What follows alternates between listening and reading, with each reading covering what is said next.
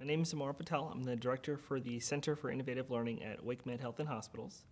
I've been involved in simulation, what seems like a really long time, since 2002, and in some cases 2001, and arguably since my career as a paramedic, doing little tidbits of simulation both on a task training level and small role-playing going into high-fidelity simulation in late 2000, so quite a number of years.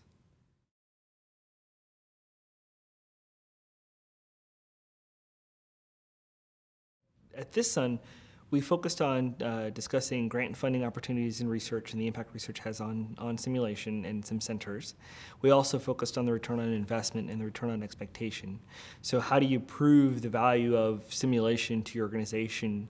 How do you grow simulation within your organization? And how do you make people understand that there is a return? It's not as immediate as people would like it to see, but there is a long-term return and impact that exists.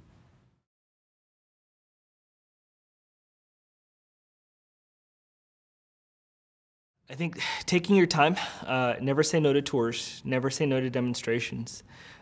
Tours and demos are really setting the standard for what people understand about simulation. It's such a new concept and a new process and a new skill that it really helps to show off the technology, show off what you know, and show off what we're capable of providing in education. So I think it's really two big pieces of advice. One, take your time and go slow and learn from others. And two, do a lot of tours, a lot of demos, a lot of community outreach and service, and take that time to go out and just do everything.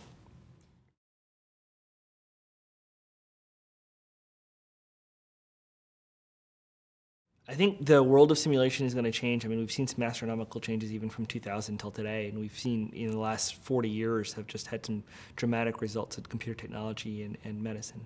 I think the gaming platform is going to be pretty significant. There's a lot of changes with the healthcare reform laws and other areas that have really focused on using technology to provide education for primary care and some of the outlying rural areas of medicine.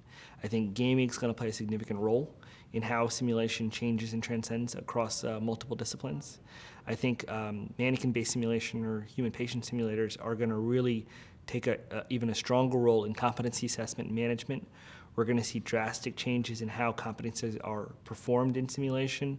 We're going to see programs that are now testing using simulators where they've never ever even thought of using them before. I mean, I think there's just going to be this whirlwind of changes that's really going to kind of transcend or really change how sim is used and utilized and viewed.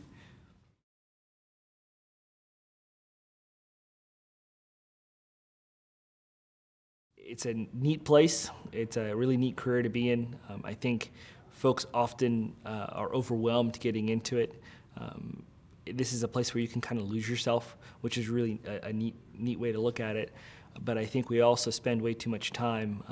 We often work 100+ hours compared to most because we really want to push the technology and push it and drive it. And take your time. It's always going to be here. It's always going to grow. It's always going to change, and you'll do much greater things with a little bit of time and effort as you move forward.